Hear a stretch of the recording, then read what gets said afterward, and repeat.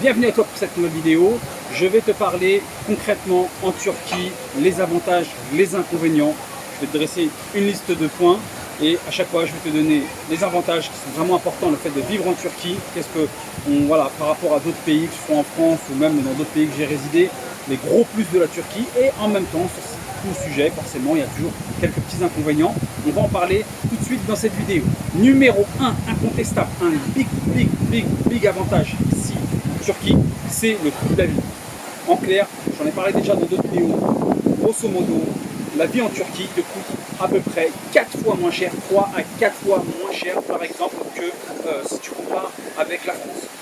Sur l'ensemble bien entendu, c'est-à-dire le logement, la nourriture, les frais de transport, ainsi de suite, c'est largement moins cher qu'en France. Alors après, sur certains points, sur certains éléments, ça peut coûter plus cher, justement, c'est un des inconvénients concernant le coût de la vie, c'est dès lors que tu restes sur du local, eh bien, tu seras largement moins cher. La nourriture, la restauration, comme là je me trouve actuellement, ça va me coûter beaucoup moins cher. Et encore plus si je compare par rapport à des services à peu près équivalents, ça va être beaucoup moins cher, mais parce que je reste sur des produits locaux, c'est-à-dire des choses qui sont fabriquées sur place en Turquie. Dès qu'on est sur des produits qui sont importés, là les taxes sont importantes et là le coût est bien plus élevé. Un exemple, le coût de la voiture. Aujourd'hui, au moment où je te parle, on est en 2020, la Turquie n'a pas encore produit, parce que c'est justement prévu dans les prochaines années de sortir leur propre marque d'automobile. Et bien lorsque tu achètes un véhicule, eh bien tu vas avoir un prix qui est élevé, à peu près le même prix que ce qu'on voit en France, voire parfois plus cher pour des modèles équivalents. Donc ça va être plus élevé. Autre aussi point important, c'est par exemple les smartphones. Les smartphones aussi, principalement les grandes marques sont pas turques. Et donc du coup, ça va te coûter là pour le coup même largement même plus cher que si tu achètes un smartphone bien à l'étranger. Et tu ne peux pas te dire tiens, il suffit simplement de venir de l'étranger avec mon smartphone et donc du coup je suis pas obligé d'acheter ici. Tu vas avoir quand même un inconvénient. Pourquoi? Parce que ils vont en fait te laisser pouvoir utiliser ton smartphone. Si tu es en touriste, il n'y a pas de problème. En vacances, pendant 1 mois, 2 mois, tu vas pouvoir l'utiliser pour recevoir des appels, ainsi de suite. Mais lorsque tu passes cette période des 1 ou 2 mois, le téléphone il va être bloqué. D'accord? Donc c'est-à-dire que si tu es résident, tu vas devoir deux options. Soit payer une taxe qui coûte très cher pour pouvoir débloquer, on va dire, ton téléphone étranger, soit bien acheter un nouveau téléphone tout simplement sur place, ce qui est en général plus intéressant que de payer la taxe. Et là, pour le coup, tu vas devoir acheter un téléphone, donc tu vas pouvoir justement comparer que le modèle que tu vas acheter te coûte légèrement plus cher, voire beaucoup plus cher que si tu l'achetais à l'étranger. Donc ça, pour moi, voilà, en gros, l'avantage concernant le coût de la vie et l'inconvénient. Bien sûr, cet inconvénient se limite qu'à certains produits, encore une fois, donc voiture, smartphone et d'autres produits, mais sinon pour tout le reste, c'est un gros avantage de vivre en Turquie par rapport au coût de la vie. Deuxième point, c'est la population. Et là, clairement, il y a un gros point où c'est un gros avantage, c'est que les Turcs, contrairement à ce que parfois on peut lire ou entendre, eh bien, c'est voilà, on va facilement t'aider si tu as besoin d'être conseillé, tu as perdu ton chemin, ainsi de suite. On va t'aider, on va prendre le temps. Maintenant, inconvénient. Il faut savoir que les Turcs, comme je l'ai dit dans d'autres vidéos, voilà, et ça pour moi c'est un avantage, c'est qu'ils sont nationalistes, ils sont très fiers de leur tradition, très fiers de leur culture, très fiers de leur histoire. Ça pour moi c'est une très bonne chose, très important. Mais à côté de ça, l'inconvénient de ça, c'est que c'est tellement poussé à l'extrême parfois, c'est que par exemple, ils sont moins open mind par rapport aux étrangers, même si c'est très touristique la Turquie, eh bien par exemple, de manière très concrète, il y a un inconvénient que je trouve, c'est que par exemple les Turcs ne parlent pas très bien l'anglais. Okay, on le retrouve un peu en France aussi. Dès qu'on sort des grandes villes, déjà le niveau d'anglais en France, bon, on n'est pas très bon par rapport à nos voisins européens. Et en plus, si on sort là carrément, lorsqu'on va en province, le niveau d'anglais est très faible. Eh bien, la Turquie c'est pareil. La Turquie, voilà, ça reste un pays qui est très touristique, mais au niveau de l'anglais, voilà, ça va être, mis à part les grandes villes où ils vont, certains, même beaucoup, s'exprimeront en anglais ou arriveront à se débrouiller, à se comprendre. Troisième point, on ne peut pas passer à côté, c'est la nourriture. Clairement, la nourriture turque, voilà, elle est extrêmement bonne. Tu vas en Turquie, tu peux être sûr et certain que tu vas prendre tes 2-3 kilos. Okay, selon le temps que tu vas rester, c'est sûr et certain. Avec un très grand nombre de plats c'est extrêmement bon.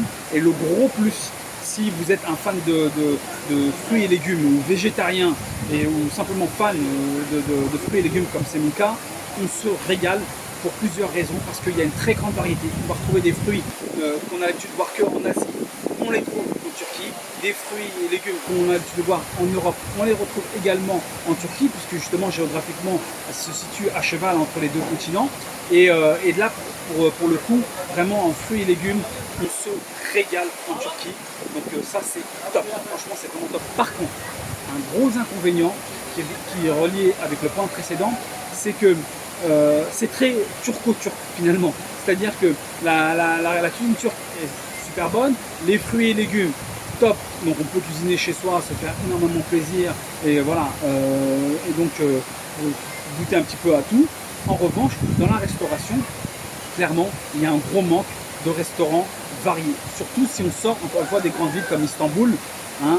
Même si on va dans le sud, qui est très touristique, on va trouver très peu de cuisines différentes, de cuisine internationale. On a très peu. Par exemple, moi je suis un grand fan de la restauration indienne, indo-pakistanaise, eh bien on n'en trouve pas. On peut dire quasiment pas. J'ai été à Antalya ou à Alanya, il n'y en avait pas du tout. Okay, donc clairement, là-dessus, c'est un manque. Surtout quand on est fan de cuisine un petit peu étrangère. Alors il va y avoir un petit peu de cuisine asiatique, ils se sont mis un petit peu, par exemple, à quelques restaurations japonaises. On retrouve, je crois, peut-être un restaurant chinois, voilà, mais on les compte sur les doigts d'une main et il y a beaucoup de types de cuisine même qu'on ne retrouve pas du tout. Donc ça, c'est un gros inconvénient pour moi et en même temps, ça peut être aussi une belle opportunité business. Hein, pour ceux qui sont intéressés dans la restauration. Clairement, en Turquie, ça accueille énormément de monde, de touristes à travers le monde, et il manque beaucoup de restauration, même dans des villes qui sont très touristiques. Quatrième point, c'est la monnaie. Alors la monnaie, il faut savoir qu'en Turquie, elle a énormément dévalué. J'en parle beaucoup dans mes vidéos parce que c'est un des éléments qui également m'a motivé à venir. Donc pour moi, c'est un gros avantage, clairement, je ne peux pas passer à côté. Pourquoi? Parce qu'il y a grosso modo à peu près 10 ans, on avait 1 euro pour 2-3 Turkish lira. Aujourd'hui, au moment où j'enregistre cette vidéo, ça varie bien sûr en tout temps, on est à 7,5. Okay, pour 1 euro, on a 7,5 Turkish lira. Okay, donc ça s'est presque multiplié par 4, par 3 en fonction du moment où on part. Donc c'est énorme. Donc ça signifie qu'avec de l'euro ou avec une devise étrangère, on peut acheter en l'espace de ces 10 dernières années, on peut acheter 3 fois, on va dire, 3 fois plus de choses. C'est un gros avantage à condition d'avoir sa source de revenus de l'étranger, comme c'est mon cas, et je t'en parle à travers mes différentes vidéos, justement comment je fais mes business pour pouvoir avoir mes sources de revenus de l'étranger. A contrario, c'est un gros inconvénient pour celui qui a son business ou qui est salarié ici en Turquie. Cinquième point qui est aussi un gros plus, c'est le climat. Partout où on va, le climat forcément joue un élément extrêmement important dans notre prise de décision de s'installer ou pas. Et ça, c'est un gros avantage. Ici, au nord de la Turquie, tu vas avoir un climat qui est forcément beaucoup plus froid que le sud de la Turquie, dans la région dans laquelle je me trouve, hein, dans la région d'Antalya. Et bien clairement, moi, là, c'est à peu près 10-11 mois d'ensoleillement toute l'année. Donc beaucoup de soleil, clairement. Mais le gros avantage par rapport justement moi qui venais de Dubaï, c'est qu'à Dubaï, on arrivait l'été, et l'été commençait assez tôt, hein, c'était grosso modo à partir de mai. Alors qu'ici en Turquie, tu n'as pas ça. C'est-à-dire que tu vas avoir, comme souvent, un hiver beaucoup plus court et beaucoup moins froid qu'en Europe, mais un été beaucoup moins chaud qu'au Moyen-Orient. Donc c'est pour ça que pour moi le climat, venant justement du Moyen-Orient, ça a été un gros plus. Du coup la Turquie c'était le parfait juste milieu. Donc en climat, gros avantage. Encore une fois, tu peux doser en fonction de la région où tu vas te situer. Si tu veux un peu plus froid, tu remontes légèrement plus dans le nord. Et si tu veux vraiment beaucoup plus chaud, tu vas rester dans le sud. Et si tu veux même encore plus chaud, tu vas aller dans le sud, mais côté Moyen-Orient, donc dans le côté plutôt est. Okay, donc tu peux vraiment varier par rapport à ce que tu aimes. Tu vas avoir les 4 saisons aussi, ça c'est top, qu'on n'avait pas forcément lorsque j'étais au Moyen-Orient. Donc ça c'est gros avantage.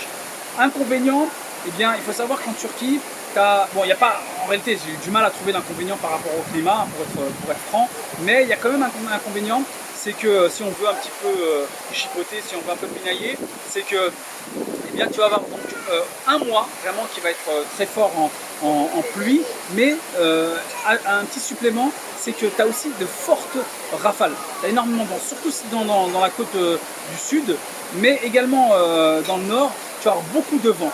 Donc entre, on va dire, fin décembre et fin janvier, pendant un mois, tu as beaucoup de pluie avec beaucoup de vent. Et donc du coup, les deux combinés, ça peut faire des dégâts pour ceux vraiment qui habitent très proche au niveau de la côte. Ou même ça peut aussi avoir des conséquences sur des vols annulés parce que voilà, il y a trop de vent, trop de pluie et donc du coup les avions ne peuvent pas décoller ou atterrir correctement. Autre point qui est extrêmement avantageux ici en Turquie, c'est que la Turquie est un des 10 pays les plus visités au monde. Il y a le plus de touristes au monde, il fait partie très souvent donc des 10 pays les plus visités. Donc tu as énormément forcément de structures qui vont avec, tout ça parce que bien entendu tu as un paysage naturel qui est juste fantastique. Là, par exemple, là où je me trouve, j'étais à la plage ce matin. Là, on est monté dans les montagnes. On se retrouve, il y a des cascades, des chutes d'eau avec des restaurants. Tu peux manger là, même les pieds dans l'eau. Donc voilà, c'est top. Tu as également, au-delà des paysages naturels, tu as des sites culturels impressionnants parce que naturellement, énormément d'empires sont passés par la Turquie, empire byzantin, romain, grec, empire ottoman bien entendu. Donc tout ça, il y a des ruines, il y a des vestiges, il y a un héritage, tu peux profiter de tout ça encore plus si tu es en famille, tout le monde s'éclate. Donc ça c'est top. Il y en a pour tous les goûts, pour ceux qui veulent faire du culturel et pour ceux qui veulent faire plus du naturel. Et dernier point, c'est d'un point de vue international, diplomatique. Alors il y a des avantages et des inconvénients. Clairement, en termes d'avantages, c'est que la Turquie est souveraine, c'est-à-dire qu'elle n'appartient pas à une communauté, donc elle a les mains libres, elle a la capacité de prendre ses propres décisions. D'abord, elle protège son pays, elle protège ses résidents, ses habitants, sa population. Donc ça, on le ressent clairement. Ça, c'est un gros plus. On l'a vu notamment sur la gestion du Covid, avec voilà, une population qui est importante, à plus de 80 millions d'habitants. Il n'y a eu que 5000 au moment où je tourne cette vidéo, un peu plus de 5000 décès, c'est déjà beaucoup, mais au regard du nombre de la population, c'est très faible. Okay, donc ça, on le ressent. Ça, c'est un gros avantage, cette souveraineté, cette capacité à gérer donc, son pays, sa population, ainsi de suite. D'abord, donc ça c'est extrêmement avantageux lorsqu'on habite et qu'on réside. Voilà, nous on sait qu'avec le Covid, on savait qu'on était vraiment, on a eu cette chance de pouvoir être présent ici en Turquie parce que voilà, on pouvait sortir, on n'a pas eu une quarantaine totale, pas du tout. On pouvait sortir, aller faire nos courses. Les enfants, ils avaient leur journée, vous pouvez également être à l'extérieur. Il y a juste quelques jours, quelques week-ends où là, pour le coup, on ne pouvait pas sortir. Mais ça, c'est juste, voilà, c'est quelques journées qui pouvaient se compter sur les doigts de deux mains, on va dire. Mais sinon, tout le reste, on pouvait sortir sans problème. Inconvénient à côté de ça, c'est que justement, comme ils ne font pas partie d'une communauté, comme ils cherchent à être indépendants, eh bien, ça déplaît forcément et ça crée des tensions. Ça crée des tensions. Déjà, ils sont voisins avec une région du Moyen-Orient qui est très prise à énormément de conflits parce que voilà, le Moyen-Orient, il y a aussi énormément de ressources naturelles et qui attire beaucoup de convoitises. Et donc là, la Turquie est voisin donc, de la région.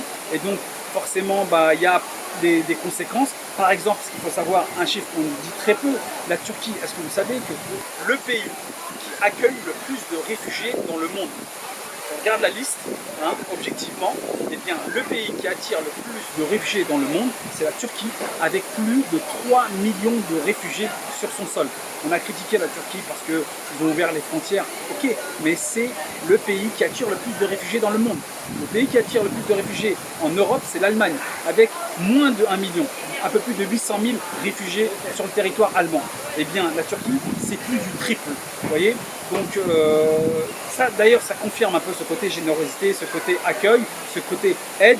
Et ils l'ont montré aussi lors du moment du Covid, en envoyant énormément d'équipements, de matériel par rapport justement que ce soit des masques, le gel, ensuite dans de très très nombreux pays, et notamment aussi en France.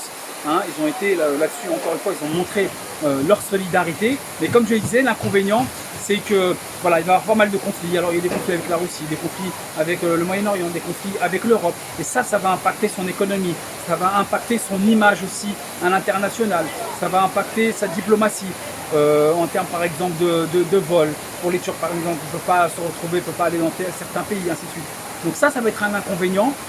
C'est forcément ça va souvent ensemble.